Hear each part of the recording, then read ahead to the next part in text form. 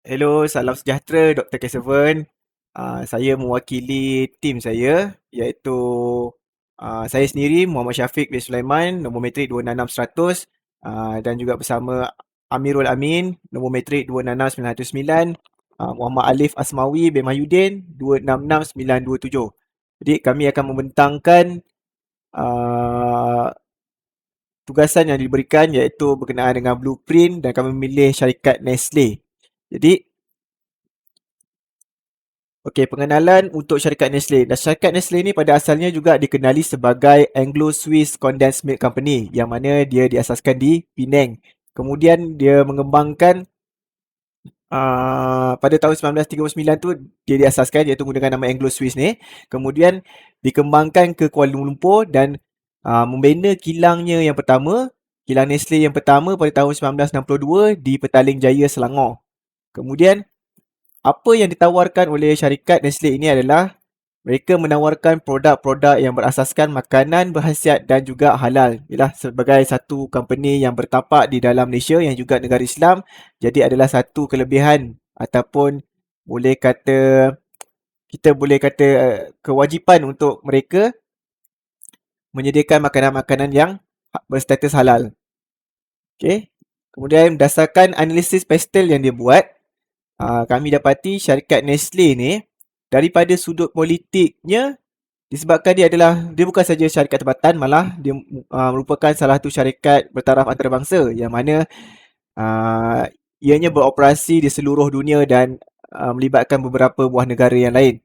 So kat sini dari segi politiknya syarikat Nestle ni perlu mematuhi undang-undang ataupun ketetapan yang telah ditetapkan oleh sesebuah negara yang dia beroperasi itulah.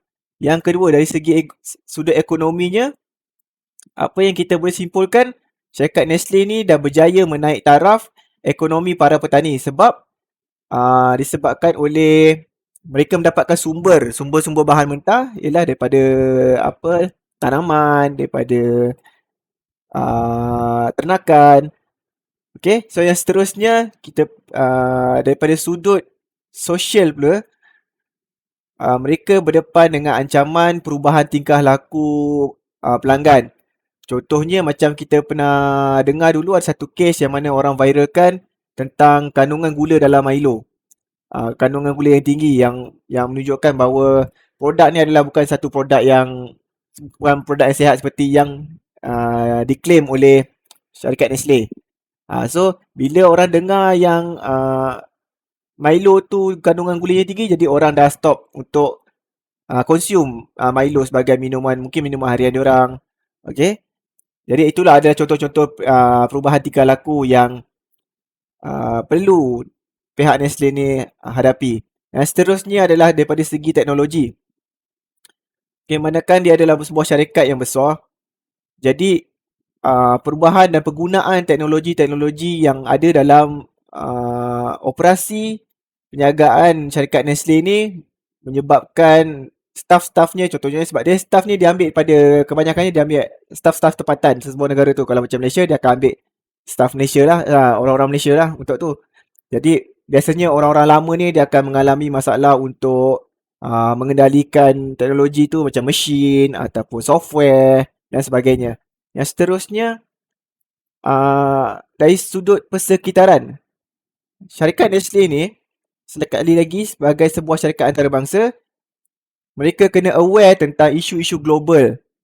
Okay, contohnya kita ambil satu contoh alam sekitar pasal penggunaan plastik. Jadi kebanyakan packaging produk-produk Nestle ni adalah menggunakan plastik. Jadi dia kena menginovasikan lah cara-cara pembungkusan mereka tu untuk mengelakkan daripada isu-isu global macam ni. Seterusnya daripada sudut undang-undang, selain daripada politik tadi, undang-undang yang antarabangsa sesebuah negara tu, Nestle juga perlu mematuhi undang-undang yang ditetapkan oleh negara tempatan. Contohnya, pasal kebajikan staff dia kena ikut akta kerja dan sebagainya. Okay. So, yang seterusnya adalah analisis SWOT. Okay, antara kekuatan syarikat Nestle ni adalah daripada segi pembungkusan dia. dia punya, bukan material tapi dia punya design, uh, cara pembungkusan ni lah. Okay. Lepas tu yang kedua adalah formula produk. Lepas tu dia punya teknik pemasaran. Dia punya, dan juga dia punya kepimpinan. Maknanya pengurusan-pengurusan ni, pengurusan-pengurusan di Nestle mempunyai gaya kepimpinan yang tinggi. Okay. Kalau untuk teknik pemasaran ni, kenapa kita kata dia adalah kekuatan Nestle ni? Okay, sebagai contoh. Dalam dunia ni ada macam-macam jenis mi segera. Okay. Tapi bila kat Malaysia, mindset kita sebagai rakyat ni, kita anggap mi segera tu kita namakan dia sebagai Maggi. Sedangkan Maggi tu adalah nama brand, salah satu nama produk daripada Nestle. Tapi sebabkan kita dah terbiasa, itulah menunjukkan betapa kuatnya branding Nestle ni melalui Maggi tersebut. Habis semua mi segera kita panggil Maggi. Okay, itu adalah satu contoh. So, seterusnya kita pergi kepada kelemahan. Yang mana antara kelemahan Nestle ni adalah sebabkan dia tak mempunyai bahagian pengurusan untuk logistik. So, sebabnya currently dia orang punya logistik dia akan outsource. Baik, itu menggunakan khidmat third party lah. Dia tak ada jabatan logistik sendiri. So, bila kita melibatkan third party ni, dia ada berisiko untuk kita punya supply tu untuk short. Contohnya tiba-tiba ada perubahan yang mendadak daripada permintaan seluruh dunia, permintaan customer, dan kita nak pakai what they call supply tu, supply bahan mentah dan sebagainya tu tak sampai, tak cukup. Jadi kita tak boleh nak produce, Nestle tak boleh nak produce produk untuk memenuhi permintaan customer-customernya. Okay. Yang seterusnya adalah peluang. So, antara peluang yang ada untuk Nestle ni adalah mereka perlu mendapatkan ataupun mereka boleh mendapatkan akses untuk contohnya macam logistik tadi tu, pengurusan logistik tadi tu dengan menggunakan teknologi. Contohnya secara online kan. Tapi at the same time dia akan gunakan manual juga. Tapi untuk improve dia boleh pakaikan teknologi. Okay, so kat situ kita mungkin boleh elakkan isu-isu macam shortage of supply tadi, sebabkan semuanya kita boleh pantau secara online. Itu sebagai satu contoh lah. Okay, seterusnya kita pergi kepada ancaman, iaitu threat. So, antara ancaman yang dihadapi oleh pihak Nestle ni ialah macam kita tahu, dia syarikat antarabangsa. So, produk dia ni pergi merata dunia. Ke negara tu, negara ni. Dan problemnya bila adanya perbezaan budaya dan amalan. Okay, dan gaya hidup lah. Especially contohnya macam contoh macam kita orang Malaysia, makanan ruji kita adalah nasi, tapi di negara-negara barat makanan ruji mereka adalah lain. Okay, so perbezaan-perbezaan macam itu juga mempengaruhi ataupun merupakan satu ancaman untuk syarikat Nestle ni. Okay, berdasarkan hasil temu ramah yang dijalankan kepada beberapa audience ataupun participants, kita dapati bahawa antara faktor-faktor yang membuatkan audience ataupun partisipan tadi tu tertarik untuk kekal setia dengan Nestle ni, antaranya adalah sebab mereka menjadikan produk-produk Nestle ni sebagai amalan sejak kecil. Contohnya macam saya sendirilah masa kecil dulu. Memang nak kata dilatih tak dilatih lah, tapi mungkin diamalkan kan oleh ibu bapa. Untuk sarapan je kita minum Milo supaya bertenaga. Even iklan sekarang pun, yang masa iklan budak nak pergi sekolah tu pun dia tunjukkan yang kena minum Milo baru ada tenaga nak pergi sekolah, nak pergi main dan sebagainya. Jadi amalan-amalan yang sejak kecil ni yang membuatkan diorang kekal setia untuk berpuluh-puluh tahun dengan produk-produk Nestle ni. So, yang kedua, antara produk-produk Nestle ni, dia gunakan konsep mudah dan cepat disediakan. Okay, mudah dan cepat disediakan ni macam Maggi tadilah, mi segera kan. Even dekat plastik dia pun dia katakan yang 2 minit je untuk masak, untuk sediakan Maggi tersebut. Jadi macam contoh kita macam ni tengah buat assignment malam-malam, tiba-tiba rasa lapar. Cakap, nak makan apa masak nasi lama pula kan. Nak order, kedai pun dah tutup. Lagi-lagi musim PKP ni order Grab pun semua pun tak boleh lah. Jadi yang ada kat dapur cuma Maggi. Boleh. Jadi itulah dia menyelesaikan masalah. Jadi membuatkan macam saya sendiri akan fikir yang bila beli barang dapur je fikir, Maggi kena ada ni kat rumah ni. Dia macam emergency. Backup plan saya. Okay. So yang keempat, yang ketiga, sorry. Yang ketiga adalah setengah-setengah produk dia ada nama tapi rasanya kurang. Maknanya kurang memuaskan, kurang sedap kan dan sebagainya. Yalah, biasalah. Itu pun subjektif juga sebabnya tekak dan selera kita semua lain-lain. Okey. Tapi kalau bagi saya ataupun berdasarkan kajian yang kami buat, majoritinya kekal dengan Nestle ni sebab produk-produk dia sedap. Contohnya kita ambil coklat KitKat. Okey.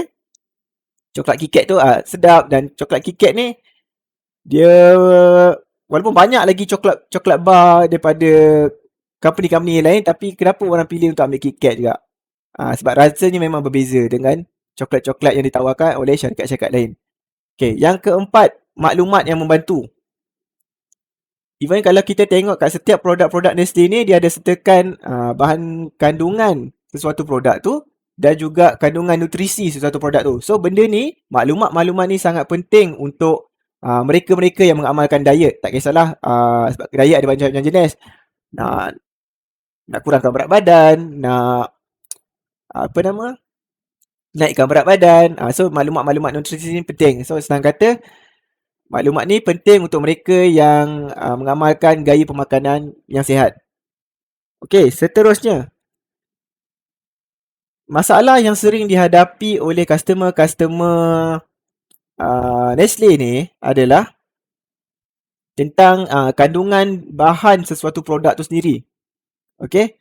Contohnya, sebelum ni ada isu yang mana diorang kata ada pelanggan yang claim katanya Nestle menggunakan bahan-bahan sumber mentahnya daripada yang berasaskan haiwan. Okey. Jadi diorang kata kalau sumber mentah berasaskan haiwan ni dia bersiko untuk mendatangkan penyakit, macam-macam penyakit lah kan. So dia claim macam tu. Jadi itulah antara masalah-masalah yang dihadapi oleh para pelanggan sebelum ni. So Nestle ambil jalan untuk penyelesaian, dikurangkan kadar kandungan yang bersiko untuk penyakit. Contohnya kalau macam binatang tadi tu, so mungkin dia akan cari alternatif lain. Dia tak guna dah bahan-bahan mentah berasaskan haiwan. Mungkin dia guna berasaskan pertanian punya ke kan. Contohnya lepas tu jalan penyelesaian yang dia ambil yang lain, yang kita boleh ambil contoh, yang macam isu gula tu. Okay, isu gula tu jadi dia Milo kalau tidak sebelum ni dia claim yang Milo yang biasa kita beli air kotak Milo tu itu adalah minuman tenaga dia orang. Tapi lately ni dia orang dah ubah. Sebabkan kandungan gula tu dia ada buat dua version. Satu untuk dewasa dan satu untuk kanak-kanak. Which is mean satu tu memang kandungan gula yang macam biasa dibuat sebelum ni dan satu lagi tu yang low sugar punya. So customer boleh buat pilihan. Jadi kalau untuk budak-budak dia takkan galakkan untuk minum yang dewasa punya lah. So yang macam yang dewasa boleh minum yang kanak-kanak punya. So kat sini cara dia mengawal dan menyelesaikan masalah-masalah yang dihadapi oleh pelanggan-pelanggan dia sebelum ni. Okay, seterusnya kalau tengok pada ikutkan blueprint sekejap ya. Ni saya kena rujuk nota balik.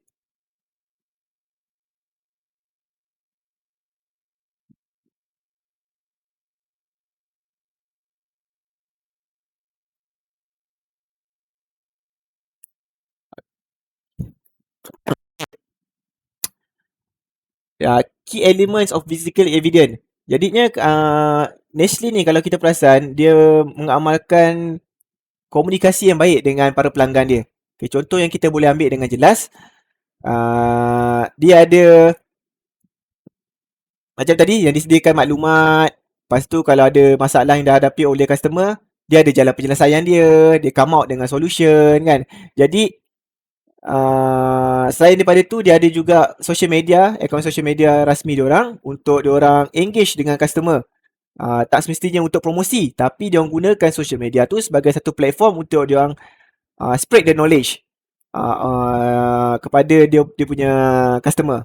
Okay, jadi customer rasakan yang Nestle ni mengambil berat tentang apa yang mereka perlukan, kan? Jadi membuatkan proses ni menjadikan customer tu rasa selesa. Okay, dia rasa selesa dengan company Nestle ni dan produk-produk Nestle lah khususnya, yang membuatkan mereka akan sentiasa datang lagi, which is setialah dan tidak beralih kepada produk-produk yang lain.